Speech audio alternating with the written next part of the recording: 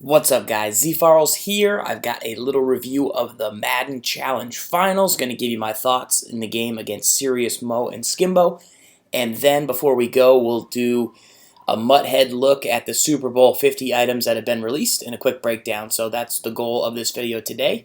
If you enjoy this type of content, it's not gameplay, but if you like the thoughts behind what's going on at the tournament level, and of course the Mutt reviews, make sure to give us a like and let me know in the comments what you like about it. Cool. Madden Challenge, man. It was crazy.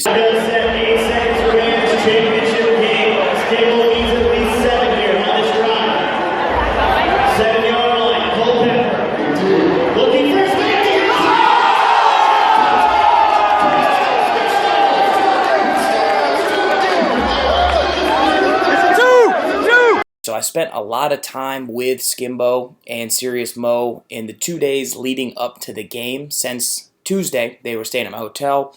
We had to go over to the venues together, so I got to kind of chat with those guys quite a bit. Both really good guys, both great players. I think that's one of the biggest takeaways just overall was the level of quality in this event. With the Skimbo Mo game, that's what I want to talk about the most. Skimbo, going into it, I felt like had the better passing offense. I felt like what we saw Mo do against D. Jones and Mo do against Tenacious. He didn't really have much trouble with Tenacious, but against D. Jones, he went to the basics. He went to what works. He stuck in kind of, hey, I'm in this Tampa playbook. I'm not super familiar, or they don't have everything I want, so I'm going to go with some more common stuff and just be Serious Mo. I'm going to play. I've been playing for a long time. I know how Madden plays. I know football. I'm going to make adjustments. So I felt like if that game's played on Tuesday, how much different is the result? That's a great question. Kind of a hypothetical, right? I don't believe Skimbo would have had the man-beating route out of the backfield to the halfback, but I don't know if Serious Mo would have had the run that he ended up going with quite a bit. I know he still would have had like the counter and stuff, and I'm not sure how that would have fared against the front Skimbo was using, but they both had time to kind of figure out and feel each other out and see what they wanted to go with. Overall, the game was just really entertaining. Skimbo coming back on that last drive, scoring with 8 seconds left or 4 seconds left, chose not to go for 2 in the win. He wanted to take it to overtime. He got the ball first, and then Mo finally got that interception on that Z-spot post route. That post route worked really well. Mo got there a few times, but I mean that's why that route is that route. The one route we didn't really see him hit was that Jordan Cameron spec catch to the tight end over the middle. I think he tried it with like 12 seconds left, and the quarterback threw it out of the back of the end zone. Maybe it just doesn't beat man, or maybe it was too risky, or maybe Mo was dropping the safety in the area. Couldn't really tell in the flow of the game why he wasn't going to it, but I'm sure he had a good reason. He's obviously a very talented player. If you recall, during the game, Skimbo came out first. He got stopped. He punted. Mo, did he score a touchdown or kick a field goal? Might have kicked a field goal. You should probably know this. It was crazy at Madden Ball. I was watching on like a TV, trying to listen to AJ and RG, trying to catch it on the TV, trying to keep my eye on Mo and Skimbo to see if there was any stuff going on, trying to see if I needed to go anywhere, trying to see if Ludacris was going to walk out. Like, the whole thing was crazy, so I missed some of the details, but Mo took like a seriously commanding approach to the game, and I really thought he had a chance to put it away early and make it really tough for Skimbo because of the way he was running the ball, because of how the situation at halftime was going to go. But Skimbo just hung around, stayed in the game, wasn't nervous, battled back, hit a big wheel route down the sideline for a TD. But Skimbo never could really stop the run ultimately, and I think that's kind of what did him in. And it's not like he wasn't making adjustments. I could see the adjustments he was making to try and stop the run.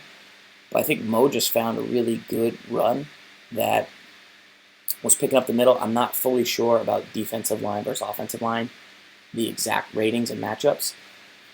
But that motioning over of the receiver seemed to give him an edge. And there was like 2 plays. I want to say there was like a 3rd and 3 where I think Anthony Barr got in the backfield, and Dickerson, rather than like taking the hit, like avoided, he like slithered through the line without taking a hit and picked up the first down. I want to say that gave Skimbo less time. So anyway, Mo was up 4. Skimbo finally got the stop, forced Mo to kick the field goal, had his drive, scored his points, tied the game, amazing. And then an OT, but he kept going back to the post route, and you knew he was living a little dangerous. He was using what I believe Tenacious was using earlier with the halfback route, so he was getting some great separation on man-to-man coverage there. On the short side, Mo almost got him once on dropping down on a pick, but he was getting separation to the right. He was getting the post. There was a couple times he scrambled nicely, and Mo didn't have a spy maybe once or twice. I know one time he picked up like 11 with Culpepper. But generally, most of the time, Mo had a spy. And I don't think he was sending the spy fully, but there was a couple plays where Skimbo got out of the pocket, was patient, had a little bit of trouble finding guys. And that's that 2-man underman. It's really, really tough to go with and to go against. But Skimbo mainly did a good job staying in there. He didn't switch up his formations too much. Went with what got him there. Added a few new wrinkles. Mo came in. Went with what got him there. But kind of completely changed up his game. We know he likes to run the ball on offense, but he's willing to use multiple different types of run, like depending on the front, and he's very, very good at diagnosing what that is going to be and then making the change. So that was like the biggest takeaway was everybody thinks inside zone so great, and when problem runs it is great, and he commits to it, and he knows how to find the lanes, and he knows how to juke defenders, and it obviously is very good. But we saw D. Jones shut down inside zone. We've seen everybody has inside zone D at some point. Even Skimbo in the problem game had inside zone D early. Problem was determined, had that long run with Walter Payton, but it's so inside zone heavy that now everybody knows how to stop it. Fullback dive, everybody knows eventually how to stop it. It's the problem is stopping the whole combination, and Mo knows that, mixed it up well, prepared. Both guys prepared. Both guys were on point, and it was great to see. And I felt like the crowd at Madden Bowl was really, really excited for the game. Usually at Madden Bowl, it's the pro players playing, and they'll have the 8 NFL stars up there: Gronk playing, Victor Cruz playing, Pat Pete playing, Eddie Lacy playing, LaShawn McCoy playing, Teddy Bridgewater playing, Cam Newton playing. Those are the guys that they'll have up there as they whittle down the pro tournament. That takes kind of 2 sessions. But this time the 2 sessions were the Madden players, and then you had the pro players. And the Madden player game was very well watched. Like the people in the audience were looking at the TVs. They were clapping when Skimbo scored the touchdown. The place went pretty wild as it was starting to fill in, and so it was really cool. Plus, you guys all supported it on the Twitch stream. So it was a big event community-wise. So we had great competition. We had some great entertainment with Eric Berry coming on and actually knowing how to play Madden and running the playbook I put out at the start of the year. Not the exact setups. I don't know if you checked it out, but that Pat's Act slant play, it was in my Pat's breakdown. Gibbs broke that down 2 years ago. It's a great play. If you need a good playbook, Patriots playbook, do what Eric Berry was doing. Pretty good stuff. He was using them pretty nicely too. Like he took away some of Jordan Reed's reads. So yeah, it was a great night, and I've seen just really good, positive stuff in the community. So shout out to Skimbo. I know it's gotta just be really, really tough, right? You fought all the way back. You had it in overtime, and the pick happened. So it's a bummer, certainly a bummer, but it won't be the last we see of that kid. He's too good, too committed, too sharp. Mo, you're the champ. You got it. You finally got your chance at a Madden Challenge. Specifically, you've won every underground tournament, but now you get the Madden Challenge, and this is what we need. So we need a champ like you to come back, defend that crown. You've got problem on your squad now. Problem's got you on his squad, whatever it is, and you guys together, going to be a force, and the rest of us have to figure out a way. Skimbo's got to figure out a way. D. Jones got to figure out a way. Tenacious, the young guy, got to figure out a way. Boogs, the vet, got to figure out a way to come out, take you guys out, be ready.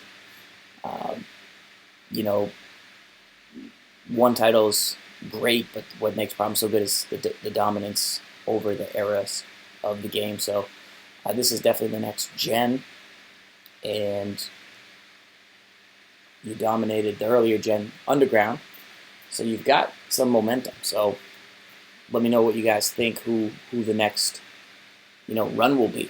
We never know. You never know, and it's open to everybody, or was open to everybody. So we could get dudes coming out of nowhere like D. Jones, right? Anyway, let's go ahead and actually look at Mudhead real fast here. So we've got this Madden Bowl content going on right now. You've got an Eric Berry. You have an Eddie Lacy. The Berry's pretty good. It seems like they lowered his hit power. Maybe it was just never that high up, but they improved his zone a lot. He's fast, though. He's not as high as his...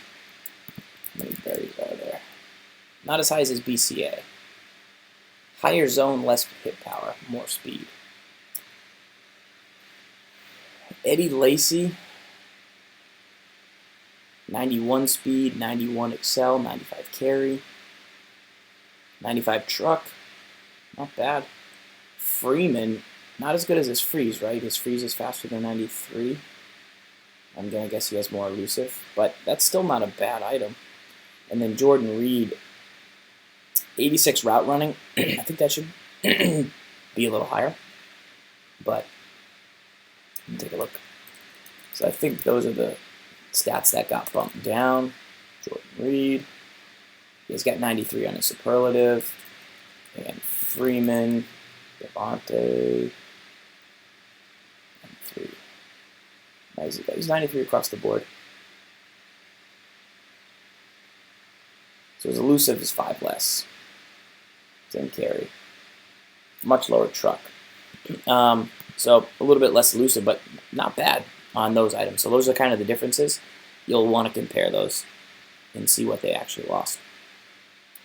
Super Bowl 50, we went over that in our last video, but we didn't go over some of these guys. So Derek Brooks, 98 Super Bowl legend. I wonder compared to his freeze what this looks like. 83 man and 86 press. So compared to his freeze, gains 2 speed, gains 2 strength, 1 excel. Yeah, I mean, this is the next level of Derek Brooks. He's the best slot linebacker in the game. Put him on the outside.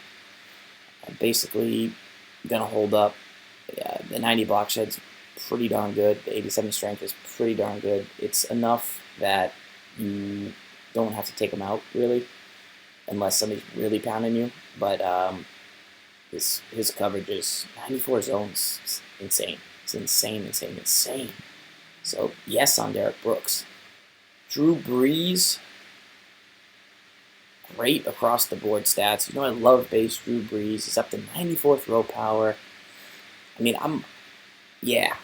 guy, if you don't have the Stafford team of the week or Roadmaster Brady, this is a guy you could consider for your team. His price has to come down, but that's as solid as it gets. Malcolm Smith, what's his coverage? Okay, only 66 press, but 84 man and 94 speed. That's similar to that Derek Brooks. He's also up in a million still, so yikes. 6 less zone, 88 to 94, and no strength. But a bit of a good coverage steal if you can get him. And, yeah, great coverage linebacker right there. Not as versatile as the Brooks. I would take the Brooks. But if you got a nice roll for Smith, that's looking legit. All right, Torrey Holt. 95 speed, 99 spec, 94 catching traffic with 98 route running.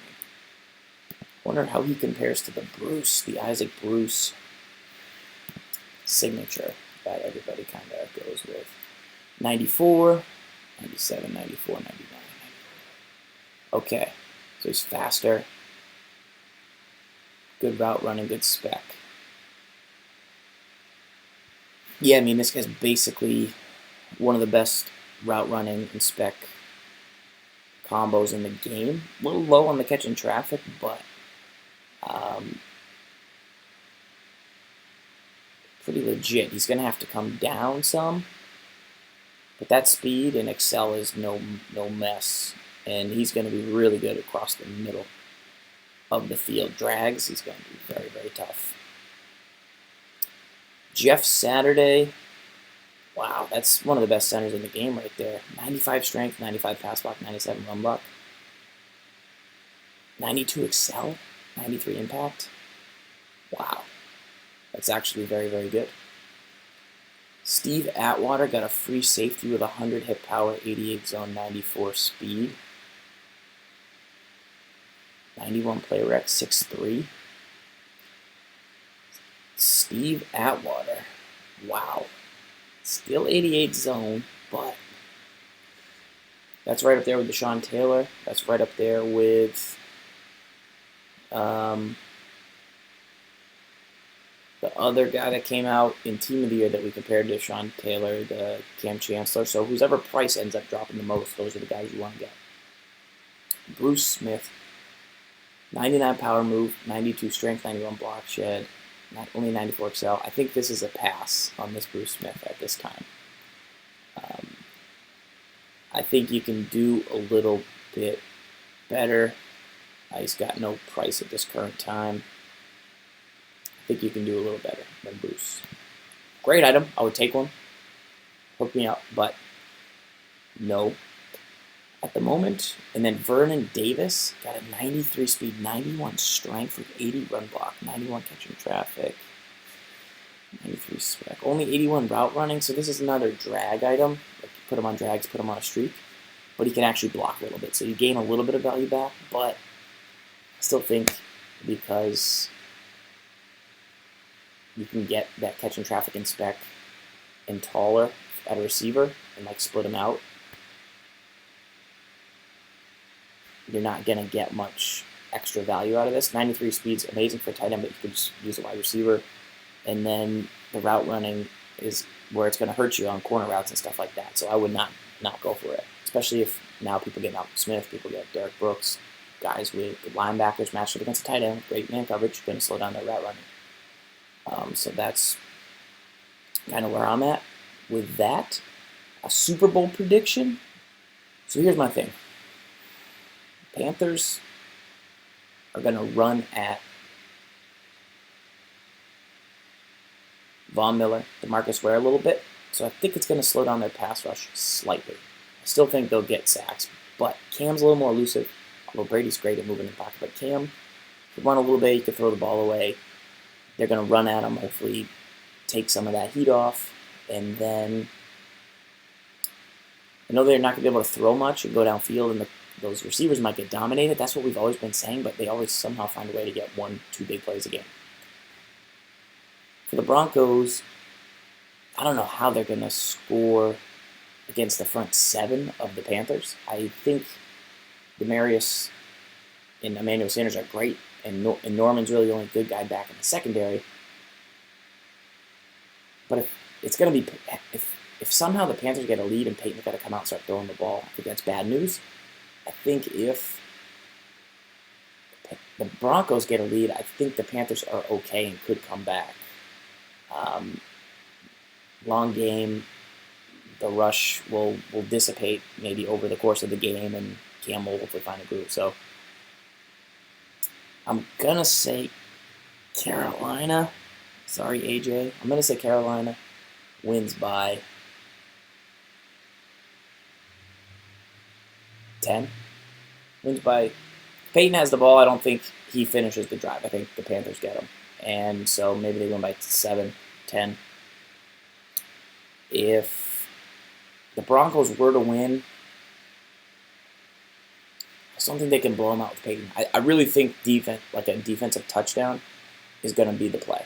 Either Cam's going to throw a pick, or the linebackers from Carolina are going to get another pick 6. So it's just like, if they pick Peyton, is it going to be a touchdown? Or if Cam fumbles because he's trying to escape, if the Broncos scoop it up, is it going to be a touchdown, or is it going to just be a change of possession downfield? Like, I think that is going to be the play that changes the game, because I expect it to be pretty close, defensive battle. What's the one big play? Is it going to be one deep pass from Carolina? Is it going to be one Emmanuel Sanders deep catch? Is it going to be a punt return? Is it going to be a defensive touchdown? Like, one big play will shift how the game goes, and then we'll see. So give me Carolina by 7, and hopefully it's a great game. All right, live from San Francisco, Z Falls, signing out. Hope you guys enjoyed it. Shout out to Mo, shout out to Skimbo, shout out to everybody that competed in the Madden Challenge, even if you just played one game with Draft Champs Ranked, to check it out. We hope to see you next time. Exciting stuff, and great time at Madden Bowl. Until next time, guys, subscribe to the channel and hit that like button if you would. All right, lock up. To me, like, you can't look at this bracket and really pick out anybody who's a bad player, right? I mean, everybody that made it here either earned their way in online or earned their way in through the Invitational. Like, all the 4 guys that made it from the Invitational, Neff, Problem, Shugs, and Mo, crazy. And I mean, Nephew had a chance. Tweezy was in his bracket. He had a chance to make it in as an Invitational champion in Ultimate Team, but Neff played well in that day. He had a really bad game against D. Jones, but that's a testament to D. Jones. He was really impressive. His name's on the map now, so shout out to D. Jones for making it on the map. Shugs played a tight one against Skimbo. Skimbo, super tough, tenacious. Did some things on offense that I think people will be replicating, and he's a young guy. Hopefully sticks around for a long time, because he showed a lot of promise early in these events, especially coming out of that group with Rumble. That was legit.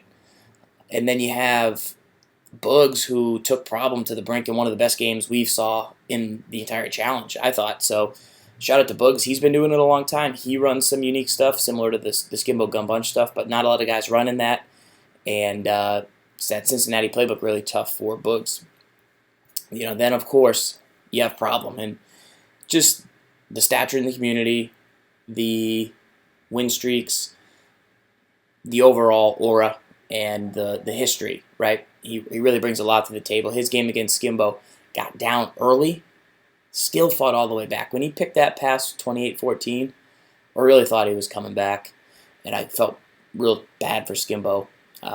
But just to fight back, to really run the ball, to see the way he plays the game, and have it still work. I mean, 20 runs, no passes at one point, I believe, during the challenge. Another way, like, yeah, he lost, but that's what's going to happen. I mean, the more and more he shares what he does with the community, the closer the gap's going to be. He's not showing up to tournaments with schemes in his back pocket. People know what they do, and they still got to go ahead and beat him, and he still made it all the way to the semifinals. So, on the other side, the D. Jones Mo game, that was still quite the game. I didn't get to see as much of it as I liked. I went back and watched some, but I really want to go back and watch all of it to get the real unique setups. I know Mo in Tampa was keeping his offense pretty, not basic, but going with the fundamentals, going with what works. He doesn't have his full disposal of plays in that, and he still found a way to get it done. So that shows you how good Mo is. D. Jones running the toss, running that man defense made it tough for people. He obviously got a hold of nephew early, and D. Jones looked really, really good, and that's the reason he made it to the semifinals. He didn't lose a game. All he lost was the Mo game. And that's another guy you hope comes back and continues to play in these challenges, because a lot of people say, I don't know who a lot of people is, or I don't want to do a thing like people say, but sometimes certain years' games lead to players being good for a year, and then maybe maybe they aren't as good the next year. Some of the sentiment I felt like was maybe D. Jones. Is he a one-year wonder? Did he just play a ton of games online this year, got really good at this game? Will his skills carry over like a Mo's do year to year? I think so. I mean, from everything I saw, yes. The way he stopped the run out of quarters, like what he did with his user, he's going to be good. He's going to be good, and hopefully he has the chance to prove that with more Madden challenges in his future.